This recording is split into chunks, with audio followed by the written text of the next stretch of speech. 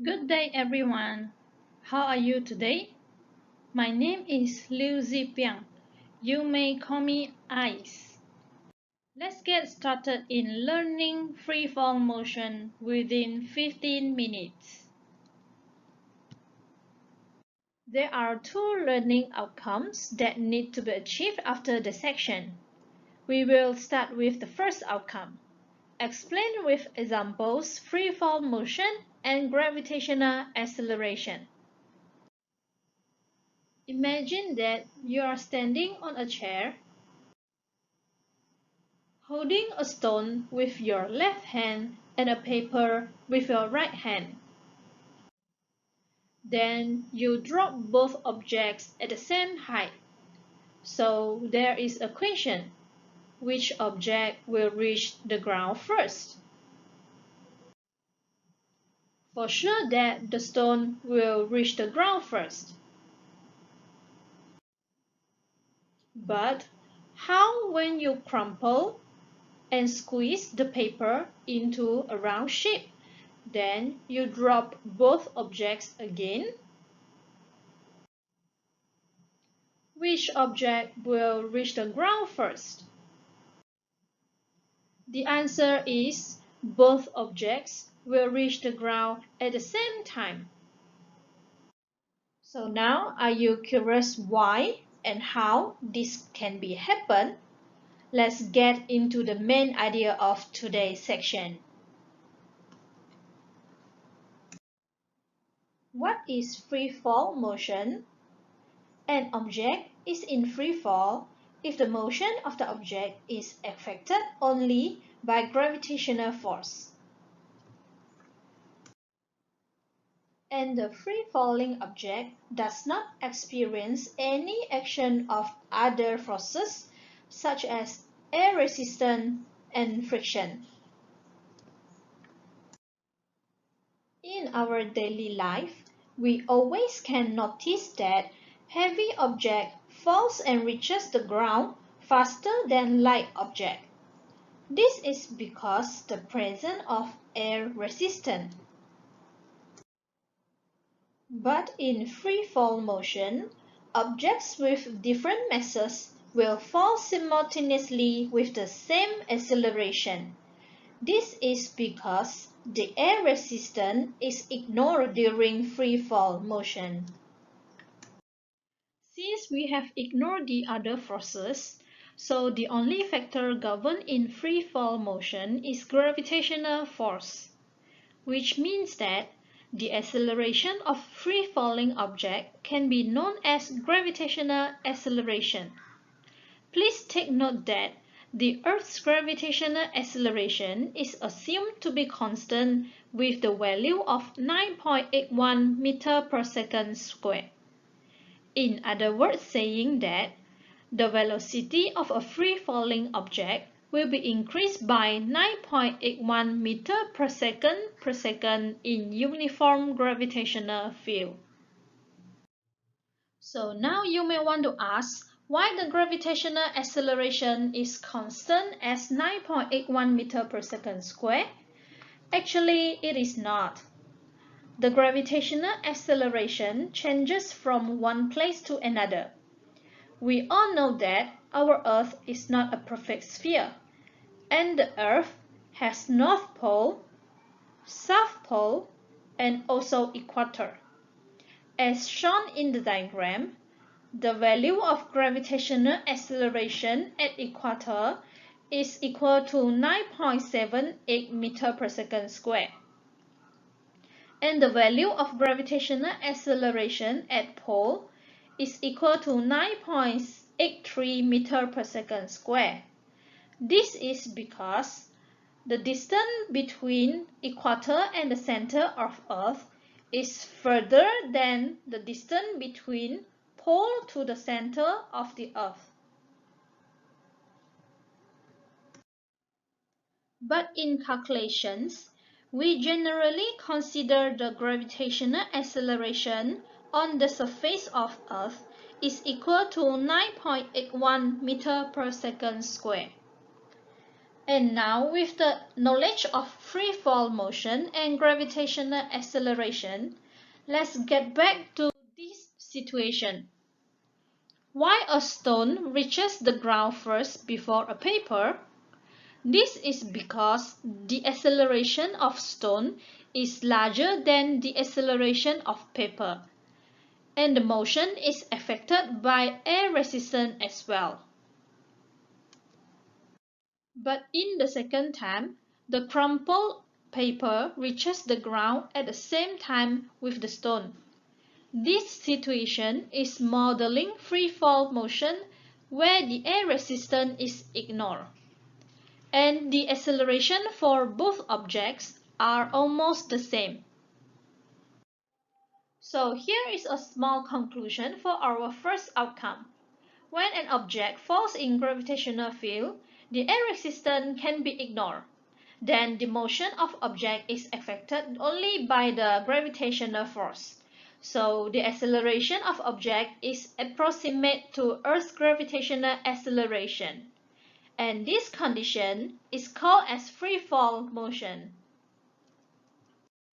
Here are some examples of free fall motion and gravitational acceleration that we can notice in our daily life. The first one is apple falling from tree. The second one is stone being dropped from hill. Then a spacecraft in orbit and skydiving.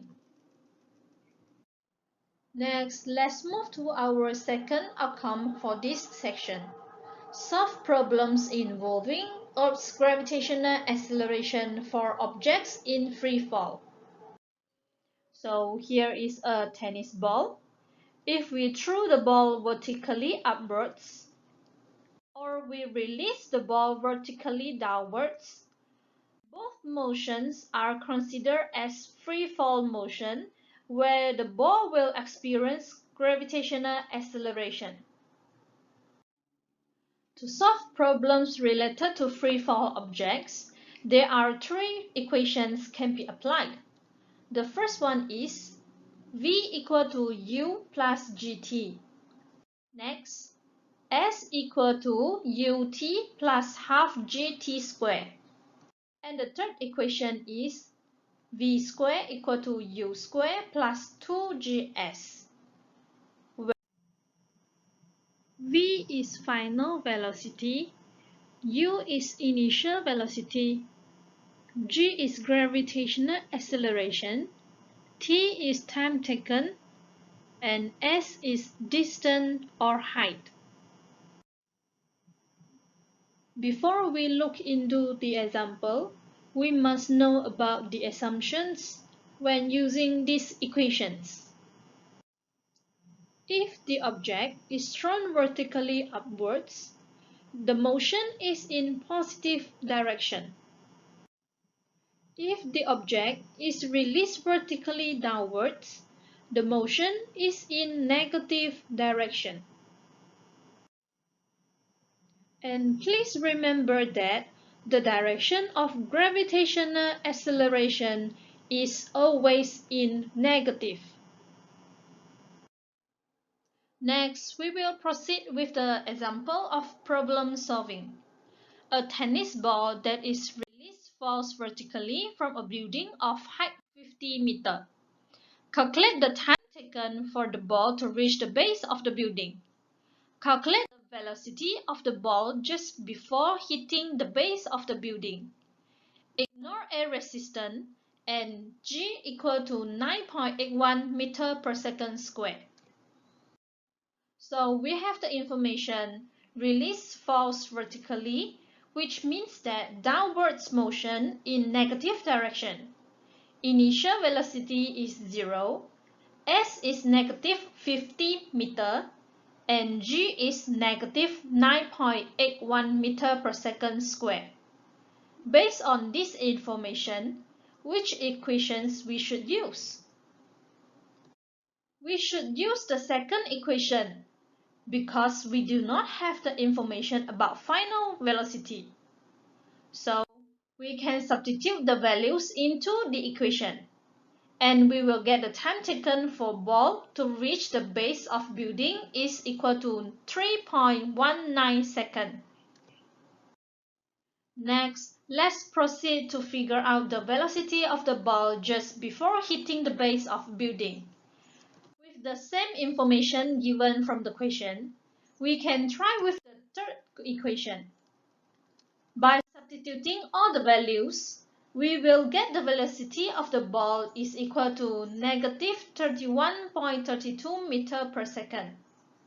The velocity is in negative sign because the ball is released falls vertically. We can also find out the velocity by using second equation. Still remember that we have calculated the time taken in question A. We can substitute in the time taken and get the velocity of ball is equal to negative 31.29 meters per second in negative direction as well. These two answers are very close to each other, so you might use either one to calculate the velocity. Okay everyone, here comes to the end of the section. We have learned about what is free fall motion and gravitational acceleration, and how this can be applied into problem solving in our daily life. Learning outcomes achieved. Thank you for your attention. But before you exit this video, I have prepared some questions to test your understanding. As shown in the slide, there are three questions. Question 1. What is meant by free fall? Explain with an example. Question 2. A plastic ball and a basketball of the same size are released from the cliff of a hill. Will both balls reach the foothill at the same time? Explain your answer. Question 3. An object thrown vertically upwards reach a maximum height of 5 meters. Calculate the velocity of the object when thrown. Calculate the time taken for the object to reach its maximum height. Please pause my video and give a try to complete these questions. Then only you review the answer part. Here is the sample answer for question 1. What is meant by free fall? Free fall motion is the motion of the object which is affected only by gravitational force. Free fall does not experience the action of other forces such as air resistance. Example of free fall motion is apple falling from tree. When the apple gets ripened, it gets separated from the tree due to the gravitational action of the earth. The apple separated from the tree then drops to the ground. This phenomenon is displaying a free fall.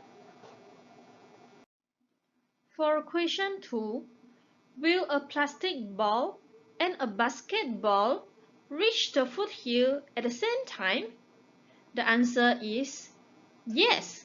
Both balls will reach foothill at the same time. This is because both balls has same size, which means that both balls has same shape.